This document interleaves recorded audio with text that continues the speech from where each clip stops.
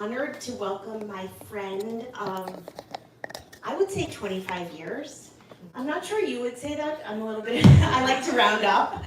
But Jenny and I met in the kind of waning days of magazines. Well, maybe it was still a little bit of the heyday, but I was leaving a magazine to become a freelancer, and somebody compiled a list of editors to reach out to. Can you guys all hear me? Absolutely. Okay. I put together a list of editors to reach out to for freelance work. There were probably 30 people on the list, and Jenny was working at Biography magazine at the time. And she was, I think, the only person who emailed me back. Email was still relatively new at the time, and so I chalked it up to maybe these editors don't use email yet. But we really got to know each other better about 10 or 15 years ago after Jenny started Dinner, a Love Story. And the truth is, even though I'm not a cook, and I love to just give recipes to my in-house cook, who is here tonight, who is my husband, I fell in love with Jenny through Dinner, a Love Story because she welcomes her readers into her kitchen and into her world. I watched her daughters grow up. I took some of the very same vacations that she took. I used her itineraries to the point where my kids started referring to Jenny and her husband as Aunt Jenny and Uncle Andy, because, I think even before you met them, because we would go to the restaurants they went to and stay maybe even in the Airbnbs they stayed in. So now that I've revealed myself to be a stalker, let's give a warm welcome to Jenny.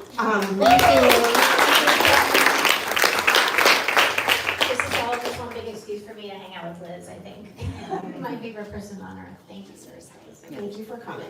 And congratulations on the book. Thank you. And I guess I'd like to start by asking what the past week has looked like for you now that this book is out in the world. That's a good question. Well, it's a little busy. I've been doing a couple book events and meeting people who cook my recipes, and just, it's always very fun to see what happens to my recipes when they're out in the world, because I kind of store them in my, like in a bucket, like these are the ones that I'm saving for the world, like for the cookbook versus like my newsletter or the blog and or Instagram.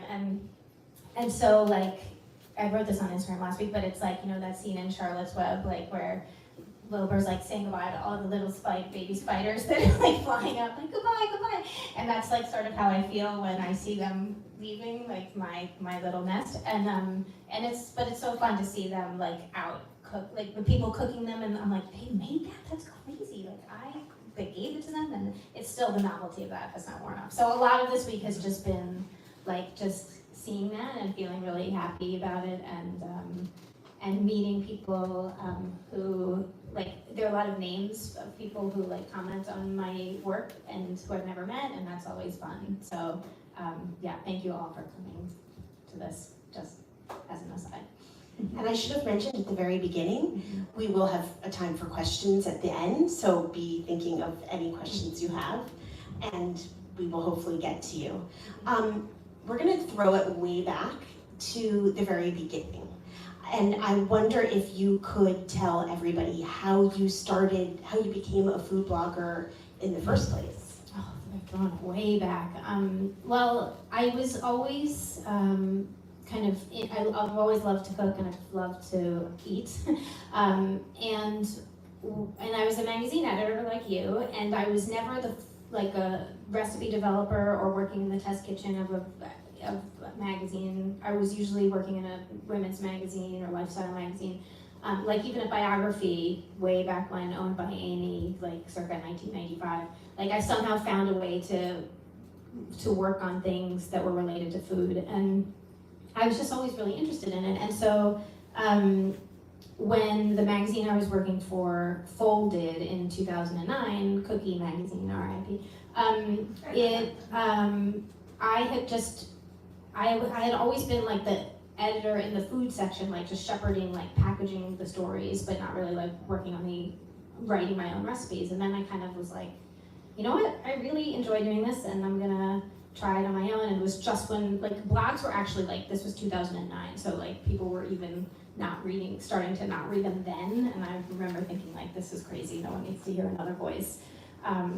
The truth is, though, everyone always says, like, it's, even now, it's, like, such a saturated market, but there's always room for another voice, always. Thankfully, I plowed ahead, and I just launched Dinner Love Story. My kids were still little back then, so I was really, like, excited to kind of figure out a way to be at home. I didn't know where I was gonna go, but I just knew I loved writing about food, and it just things connected, and it worked, so. When did you know that you sort of struck fire? When did you know that it had caught on? I mean, did it really? I'm still waiting for it. It definitely caught on. I mean, What do you want to do? no, I don't mean, I guess, it was, when my first book came out, Dinner Love Story, which I still feel very fondly towards, that just got a really nice welcome, and that felt really good. But I mean, yeah, It wasn't actually your first cookbook, that's true. because we still cook from Time for Dinner, which was a cookie-produced book, which had some of my family's favorite recipes. It's a great cookbook. Yes, I still remember the Swedish meatballs. I highly recommend them. So yes, don't write off Time for Dinner. Yes, no, that was, I looked at that recently, and I kind of couldn't believe how well those recipes held up. There was just a ton of meat in there, though, so Oh, like, yes. it's. We won't talk about that. Yeah. And am I the only person who had a bumper sticker on my refrigerator for many years? A bumper sticker that was the color of my dress that said, "Make dinner, not war." That was a tagline for Dinner That Love was Story. actually supposed to. It was a mantra. I was trying to get it to be the title of the cookie cookbook, The Time for Dinner, but they thought it was too, like, I don't know, political, even though, whatever, it's not. But yeah, I was just like, my boss at times like, enough with the make dinner not war, enough with this, it's not gonna work, and so I was like, I'm just gonna make a bumper sticker, and so then it became part of Dinner Love Story. But you made it fun. You made dinner a time with small children and, potentially a lot of chaos. Yes. You taught a lot of us how to make it fun and calm and to serve something that everybody liked. Well, I mean, I tried. I know it wasn't always the easiest thing in the world for most people, but I do feel like, and I still feel like this, even like today, like with my recipes, I've always like been very much about simple cooking and no fuss. Obviously, like there's a time and a place for like, you want to like really like pop off and do something, like go, spend all day finding ingredients and make like a big mole or something challenging. But like, for me, it's always been dinner. Like I want to make food that will make me want to cook again the next night. That's not too hard, and that's just delicious and simple. And it, like 18 years when my kids left for college, like in the 18 years that I was like making these family dinners, like what I remember the most is not that the pork chops and the mac and cheese, it's the sitting down together. It was the ritual of it, and that was always kind of I wanted it to be the beating heart of Dinner Love Story.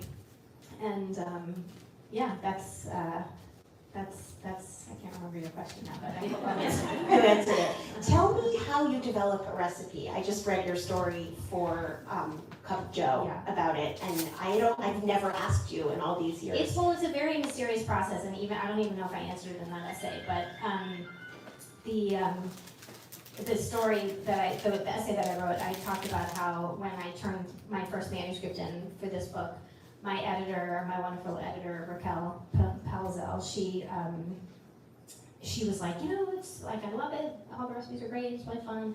I just feel like we need to give more sheet pan recipes, because if you're gonna do a recipe like that's really simple, basic weeknight cooking, you need sheet pan recipes. And I was like, okay, and like the way I develop my recipes is really by cooking for people.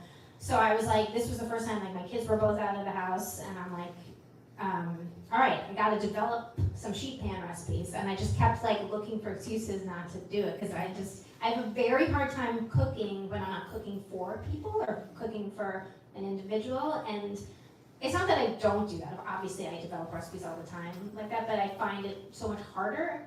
And I find that the ones that I make, the recipes I make over and over, and the ones that like probably you guys make over and over and don't even realize it, are the ones that like are so true to us, and that I cooked one night for someone in my family or one of my friends and thought, this is a nice overlap of simple and special, and that goes into the book, or that goes onto the Substack, and then I just keep tweaking it, and then it becomes part of the rotation. So that's like the perfect story of a recipe. Obviously that discounts like a whole layer of, you know, I'm a food writer, so I get every cookbook sent to me to review, and so I'm looking at every cookbook that's published, and so that's in there, and so is Instagram, you know, I have like a massive archive of images of reels of swimming around in my brain, and so obviously like that all informs my decision when I'm like opening the fridge and seeing mushrooms and miso, and I'm thinking, oh, like I'll do the mushroom miso tacos, and so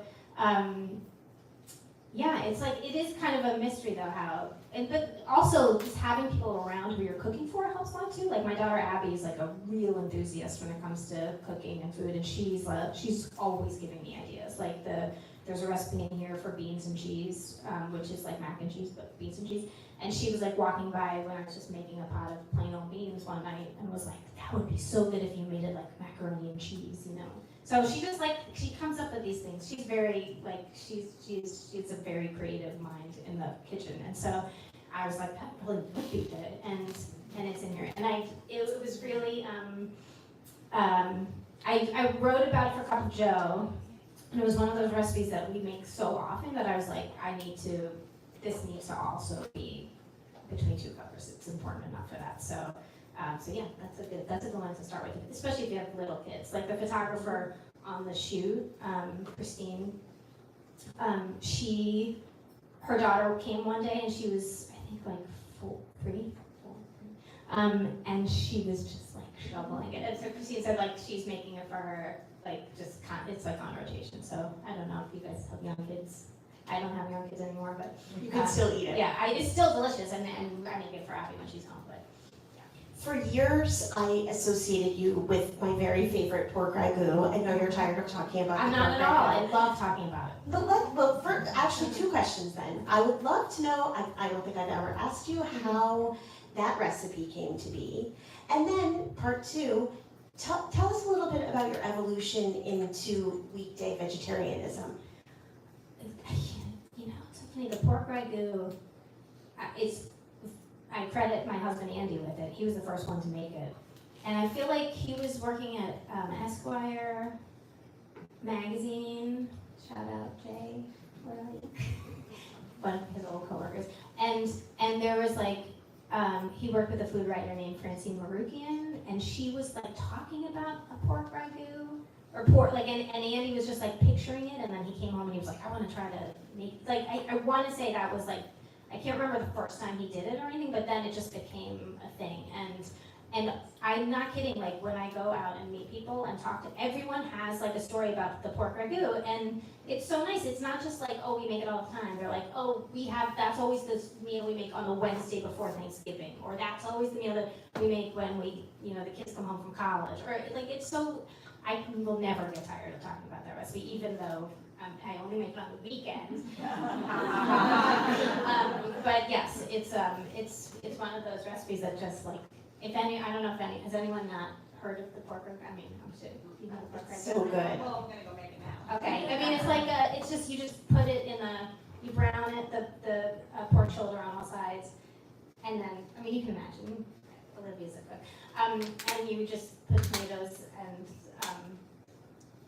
garlic and some broth, I think maybe, is there broth? I don't have a name as well. And then it just braises in the oven, so it's like so little hands-on time, and then it makes the house smell amazing. And I'm missing like so many ingredients, I'm blanking, but anyway, it's like very special recipe, and we used to call it the instant dinner party because you just like make it early in the day, and then your whole dinner party is ready. You just like make a simple. So that's how. So the second. So take us from there into vegetarianism. Okay. Well, I mean, the story in my first book, The Weekday Vegetarians, it was like a combination of things, because obviously we had heard like the conversation about, eating less meat, it was better for the environment. It was getting very loud, especially after the 2016 election. And my kids were coming home from school saying like, if we ate less beef, we could save the planet. Just like they were like kind of getting into it, and we were getting older. Like we wanted to work more vegetables into our diet, and it just kind of felt like we should start. And we were like, but we have such. I'm sure like everyone does. We have such an attachment to so many. Like the pork ragu is a good example, but we have so many of those in our repertoire. Like our great grandma Toronto's meatballs. It like goes back 3 generations that our kids like grew up on, and my mom's breaded chicken cutlets, and just like food is so emotional, and so like for me to say goodbye to that, I had a really hard time doing that. So I was like, we're gonna do during the week, we're gonna try to be vegetarian, and then we'll like go off on the weekends, and it worked. Like I kind of found that it wasn't easy, and our kids were like kind of on board, kind of not, and their heads were in the right place, but then when they actually sat down, they're like, okay. And to that end, the first book had a little feature called For the Holdout, where like, for the one kid who isn't really like gonna go for the fried tofu sandwich, though I can just like fry chicken cutlets, like breaded instead, and that's fine, because it's at least you're not like catering to the lowest common denominator. You're not throwing in the towel because the one person won't eat the tofu. Like you're still, and it's not any more work. You're just frying something different. Like so, I tried to do that throughout the first book. And honestly, like when I got the contract for that book, I was like, I don't think I'm gonna do this. How am I gonna fill a whole book? Like I really struggled, and it was like that book was all about me learning how to do it in real time, like discovering all these ways to make things taste good without animal fat, and that was so fun. Like I really did have a lot of fun writing that, and like this book is just kind of like the training wheels are off, and now I'm like, okay, I've been listening to the conversation more about like what people are, what the obstacles are, and so that's kind of the framework for this one. Like people who are like, oh, I would be vegetarian, but I would just eat pasta every day. Like there's a whole chapter on like soup and salads or soup and sides, which is like such a wonderful, filling way to eat if you do it right. I have kids who are athletes. They would never, they need meat and potatoes. They need their protein, and there's like a whole chapter on that. So it's just like, I don't know. Now I'm at the point where it's such a lifestyle. Like I'm not like, oh, it's Tuesday, I'm not eating that burger. It's more just like I'm eating plant-based more often than not.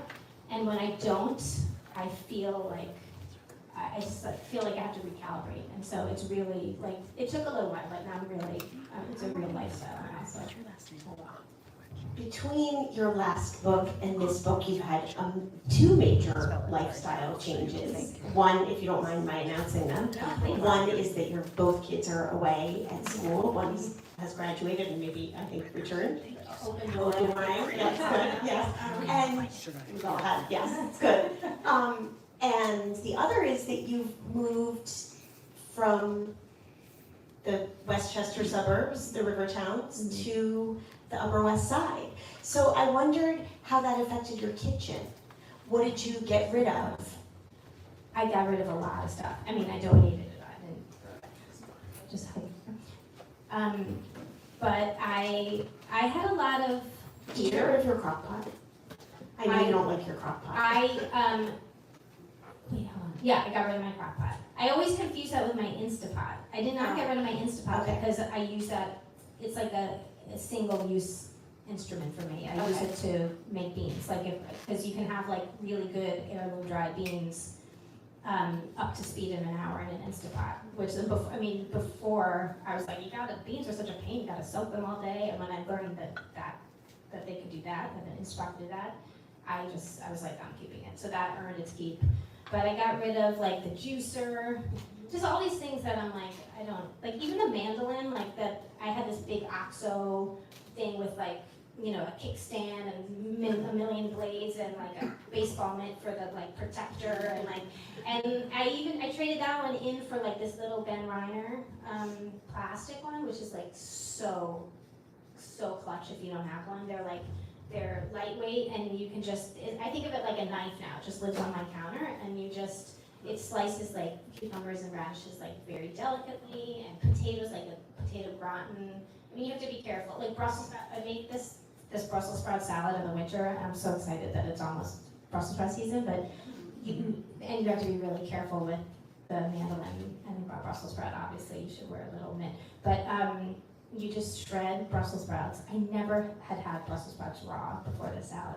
I had like a version of it at Buffet in the West Village.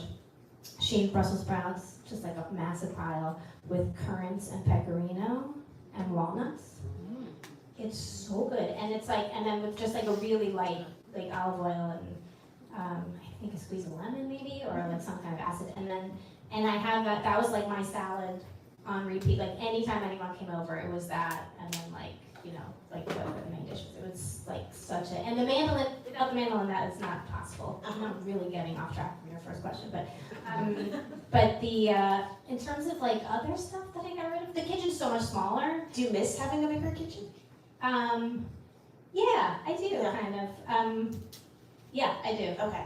I miss that kitchen too because it was such a special place, and I was there for so long, and I have so many memories just in, like sometimes when I see pictures, like it's so funny, this book was all shot in my house before we moved, and it just like makes me a little sad when I see the kitchen. Not really the rest of the house, but the kitchen for sure. So. This is a tiny bit of a pivot, but it just popped into my head. You have created, in addition to many, many recipes and many, many books, you've really created a community through your Substack, through Dinner Love Story. How do you approach, this is really has nothing to do with food, how do you approach the comments? Because there are many of the same people who comment, who have really relationships with one another, who I know come to your readings. How do you curate that? How do you manage negativity? Have you ever been canceled? Talk a little bit about that. I mean, I don't get so many comments that it's hard to manage. And I also just feel like, especially with Substack, it was also with Dinner Love Story, like during, like if I wrote about any kind of political thing, like, I mean, it was, I'd predictably get some sort of, like rage-filled comment, but I would kind of let the other commenters respond to that because most people like understood reason, and I just like I didn't want to engage on that. But with in terms of like that's the only thing I can really think of that it's like has been negative. And in Substack, like it's such a curated community because people are buying into it, not like literally buying. I mean, some people are paying, but like you sign up for it. You sign up because you want to hear me, and I think that creates a kind of community that's more civil, and I think that's why a lot of people like Substack because it kind of and it's I've never had to use the block function on Substack, but it's very easy, I guess, to control the conversations if it goes to a place that you don't want to go. But in Dinner Love Story, like there's always like a rule that was like, if you wouldn't say this to me sitting across from me at the dinner table, then I don't want to hear it. And people generally like, I don't know if they ever actually read that and thought about it, but that to me felt like the tone. So. How do you navigate people as you travel around the country feeling that they know you really well, which I felt long before I actually knew you? I mean, I'll tell you in a week. I haven't ever really done it. Because my last book, I never have really gone on tour. My last book came out during COVID, so I was just, and I also like, I'm such a homebody that I was kind of happy to just like sit at my dining room table and do everything. But yeah, and even the books before that, I didn't go around the country. I went around the tri-state area, which is my favorite thing to do. Yeah, it's. I mean, people. I don't know. I mean, people are. Some people are like, oh, they feel like they know me really well, but I actually. You can write a lot about yourself without really writing everything. You know what I mean? So, like, I'm like. There's some people who are like, oh, I know you probably think that I'm such a stalker and I know all this, and I'm like, you don't.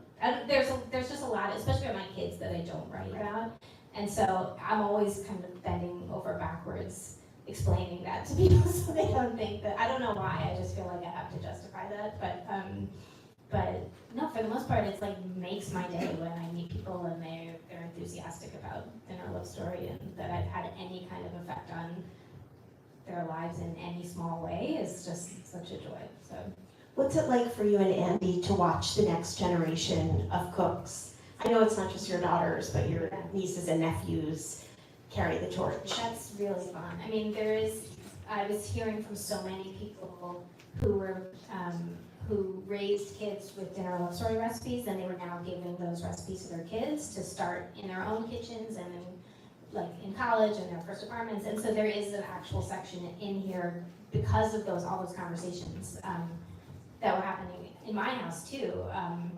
And that makes me feel so good. It's just the sweetest thing. So yeah, I mean, it's like a shopping list of 15 ingredients, and then here's like 28 dinners that you can make from those ingredients, and they're like super basic for kids who are, don't know the first thing about cooking. And it actually doubles as a nice starter pack of recipes for someone who's just like wants to be vegetarian but doesn't really know how to begin. I mean, they're like quesadillas, like really basic. But the other day, Phoebe, my daughter, she was in charge of dinner, and she made quesadillas, refried beans and cheddar, and she made her own guac and everything. And I was like, why do we not have quesadillas every night? This is delicious. And she did a great job. So made a nice little salad and everything. So. What's your best advice for somebody maybe who's not necessarily a young person, maybe somebody who's pretty well established in their adult life, who is contemplating vegetarianism, even part-time? Like, what do you need to buy? What do you need to buy? What do you need to start with? Well, I mean, I think it's really important to know, like a lot of people, one of the obstacles that I address here are people like, I would be a vegetarian, but I just don't know how to make my food taste good without animal fat. And I think a big part of making a food taste good is just discovering like where your umami sources that are vegetarian. So mushroom powder is a big one for me. I love mushroom powder. It's expensive, and you usually it's dried mushroom powder. Usually is porcini powder. That's one I always have, and it's like $15 to $20 for just like a small pack, but it will last for 6 months or so. But adding that to mushrooms just to double down on the mushroom like umami meatiness, that's a really great one. Miso, I use miso in everything. I mean, it's just such a blast of flavor that it's almost better than pork fat or chicken fat. And what else? Nutritional yeast instead of Parmesan is amazing. Parmesan is not vegetarian, which I didn't realize when I was writing the first book. Yeah. No, but that's how much of a novice I was when I started.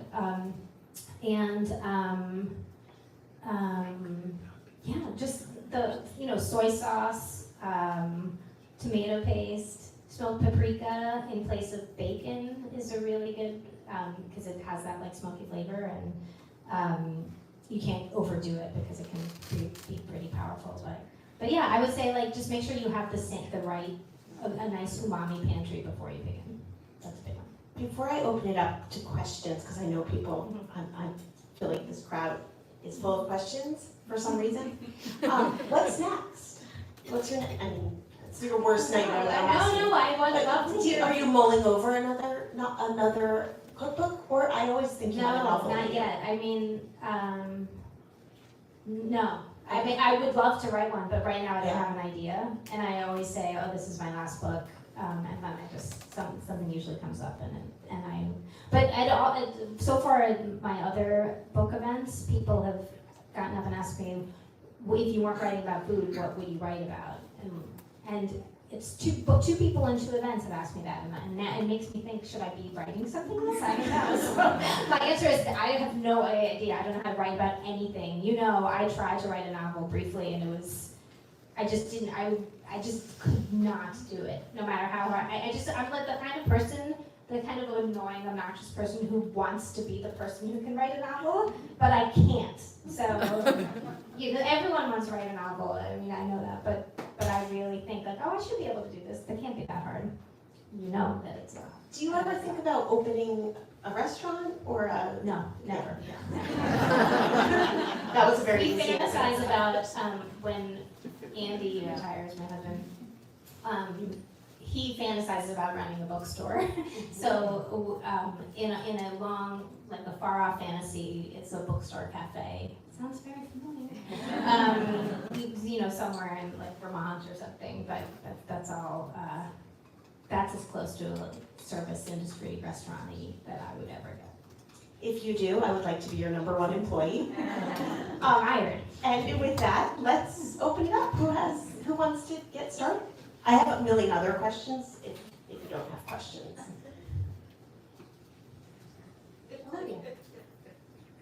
Hi. So you have always been for me like such an inspiration as a mom in general, not only about food, but I'll repeat what I said. You have always been such an inspiration for me as a mom in general, not only about food, but what would be some advice to people who have young children? I am a cook and Olivia was the food stylist on the first Weekday Vegetarian. She's a genius That's true. food stylist in general, but she also runs her own business in Maplewood. and Montclair. And Montclair, really? Yeah, we Olivia, live. let's get Olivia's, what's it called? This isn't supposed to turn into a self-promotion. But okay, you're a professional, so continue your question. I am a professional cook, but I still have a 2 and a 4-year-old who give me a hard time about food, even though they, as you know, like even as young children, I expose them to every kind of food and Right. every kind of spice. But what would be your best advice for people who have young children about maybe like, it's so hard to be a short order chef in your own home. Yeah. Any advice? I mean, do you know about deconstructed dinner? Do you know that? From my way long ago, this is probably before I met you, in Dinner Love Story. That was the big like breakout strategy in Dinner Love Story, where you think of everything in terms of, I mean, it's not rocket science, and you think of like our salmon salad, that we make all the time. You think of that, like when my kids were young, one of them would eat the salmon, one of them would not, one of them would eat and you deconstruct it. Instead of mixing the salmon and the potatoes and the vegetables all together, you just kind of put it in a row, and then they pick what they want. And then and you can do that with almost anything if you think about it, like chicken tortilla soup we used to do that with, like chicken, the soup, the avocado, the hominy I think we used, and so they would be in like, they would get, the broth was like a dipping sauce for the chicken, for someone who didn't like soup, and the avocado, that's so smart. So like you just think, it's just so annoying, and you just can't believe you have to do this, but it's, at least you're only making one thing, Yeah. and everybody is eating it in their own way, and then at least in our house, eventually everyone ended up eating things the normal way, so just enough exposures to that. Well, honestly, my business, that's kind of, we separate everything. Yeah, because of that. For that reason. Yeah. And I didn't really think about it in my own home. Right. Because I love all your recipes, but I'm like, oh, is this Yeah. in here? Yeah. You just put those goggles on. It won't work for any recipe, for every single one, but a lot of them it would. Yeah. So That is just, really I cool. haven't worn those goggles in a long time, but it would be Lucky interesting you. to see. You'll get there. Lucky you. it's easier. I've heard. Next. Just one other one. Right behind you. Oh. Hi. Is this working? I'm gonna ask sort of the flip side of what she asked. I have 3 kids, 2 are teenagers. What advice do you have for empowering them to cook? They're pretty good eaters, but like empowering them to sort of like in a way that doesn't make it a chore. That's a really good question. I never quite figured out the magic bullet on it, but I mean, obviously, the farmer's market was a big thing for my kids. They used to love going there, and when you're shopping and picking things out yourself, you're more invested in it. That's one way to do it. I mean, baking is for our kids the gateway That was the gateway kind of cooking task. It was for me when I was a kid too, so just like, it's such easy, it's such low effort, high reward for a kid and obviously they're baking things, so the result is gonna be something delicious. And,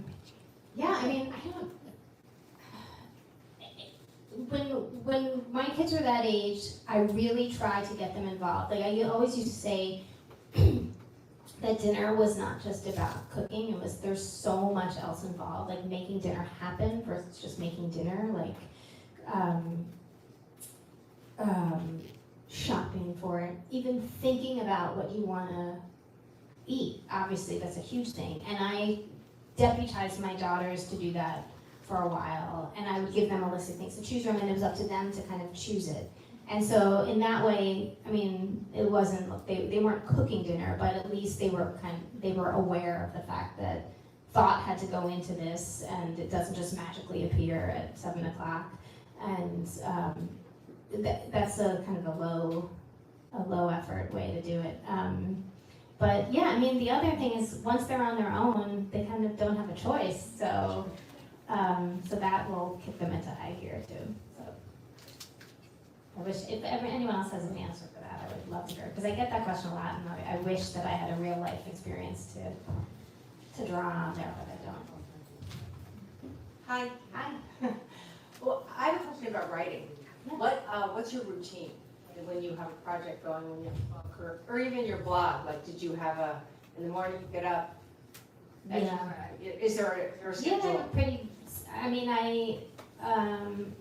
I write always in the morning. I go out for coffee every single morning just to get myself out of the house, because otherwise I'm just staring. I hate the idea of waking up and just starting your day at a computer first thing. So, especially now that I'm in the city, I love that walk to the coffee shop. And then I come back and that's my best, from 8:30 to like 1 is my best, most productive time. And then I pretty much can't do a thing after that unless I have to.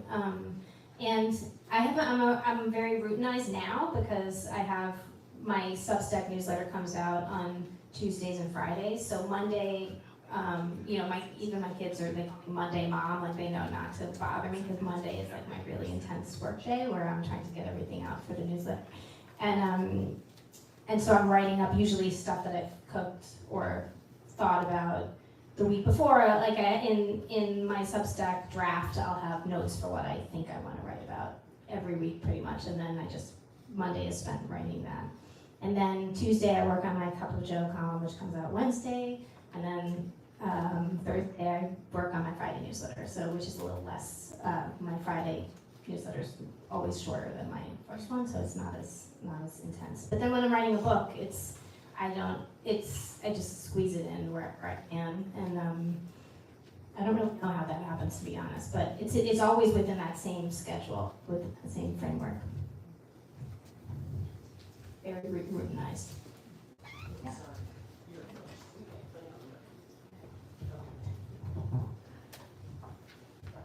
Hi. I'm a vegetarian in a house full of meat eaters. And I guess you answered it a little bit before when you said you could just make the chicken with the tofu. But I'm wondering if a lot of your recipes, you find that you take it and you kind of deconstruct it and make some for meat eaters and some for vegetarian? Or is it more like Monday through Friday and then weekend? Yeah, I don't. No, I don't do the deconstructed thing with that. So do they eat any vegetarian meals? Yes, they do. Like, because They like it, I think. Yeah. And they do, some more than others, and Right. some nights that's just what there is, so Right. that's what they get. But sometimes I find myself making a meat meal and then trying to take parts of it and doing it for for myself. yourself. Oh, yeah. I was thinking about if this book could be kind of reversed, and taking these and maybe adding Oh, you could definitely do that. That's easy. Are there any vegetarian proteins that your family won't, or think of sort of as the equivalent as a piece of chicken, or like I did find chickpeas to be. I mean, I don't know. I think they tend to, I guess my son really loves meat. Right. And Well, I mean, I'm not sure he would ever think chickpeas are like. is there? I think it's a question of finding a few in the rotation that that they love, that have real flavor, that is surprising for a vegetarian meal. Do they eat tofu? Sorry, I'm trying to Yeah. ask a lot of questions here. They eat tofu, okay. And is it that they're just not full after vegetarian, or they just don't like it? Sometimes, Okay, yeah, sometimes they're like, yeah, now what's for dinner? right. Yeah.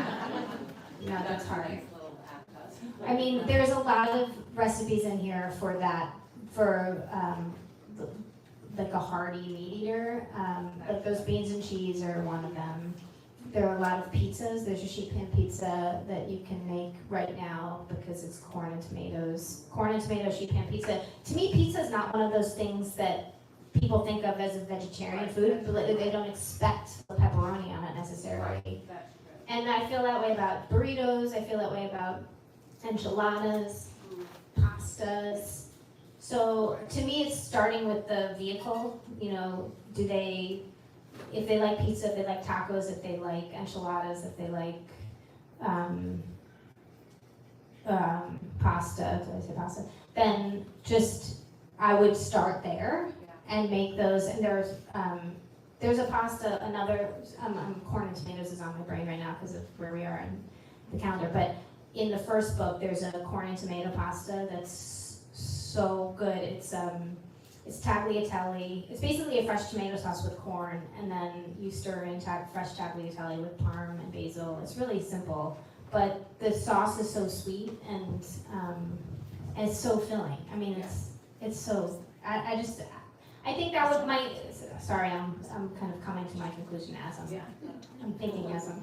But I think the answer is to start with those vehicles. Just if they love tacos, if they love pizza, if they love pasta, work within that framework.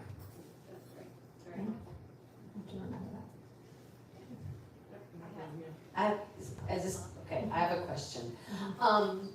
So as a parent, you cook a lot, and one of the things I'm finding is that as I go more sort of plant forward, there's a lot of food waste. I can't tell you how many avocados I've Yeah. tossed, how many unopened bags of arugula that are dripping wet, thrown in the trash. Yeah. So how do you sort of plan your meals, and how often do you shop?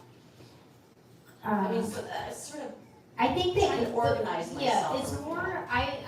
It's something that I'm working on too, and I actually I really regret not having a section in this book devoted to that, and maybe that's sort of the seed for the next project. But it's at least a good idea for my subset. Maybe I'll write about that here. But there's so many ways to. It's less about shopping and making sure I have the exact amount for whatever I need, because I can't cook like that anymore. It's way too. I just have to. I do it way much more on the fly, and I used to be more regimented about shopping when the kids were little, but now it's just different. But I think the answer is more to have strategies for saving those wilted vegetables. So, like that arugula, you can turn that, like if it's about to go bad, even if it's almost like it's like a day away from, if it's liquid, then I can't help you. But if you have a sense of it, you can turn that into pesto. There's a recipe in here for arugula pesto. You can turn pretty much any leaf into pesto, any of them. Arugula is particularly wonderful. Just anything can be pesto with olive oil, nuts, cheese. Roasting a vegetable that's about to go bad. Tomatoes, like if they're really shrivelly and gross, like you just make them more shrivelly in the oven, and they're the most delicious things. They're like little jewels, little pieces of candy, roasted tomatoes. So, roasting is the answer for a lot of those. And then pureed soups is a good one. I'm talking about produce that's like on its last legs. Like the stuff you have to, I think I don't think there's any magic solution to like, I know you're asking about like the front end organizational part of it, and I don't know if I have an answer for that, but yeah, I would welcome suggestions from you guys on that if you have any, but yeah, it's more my strategy at the back end. Anybody else?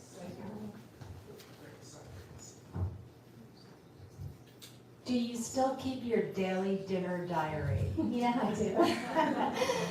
What did you have for dinner tonight? I haven't eaten yet. Actually, yeah, I just came home from Boston this afternoon, and it's just one of these nights where everyone in the house is gone, so we're all fending for ourselves. I'm not sure what I'm gonna do. But yeah, I do. I keep for people who don't know this really strange fact about me, I've been writing what I have for dinner every night since February 22nd, 1998.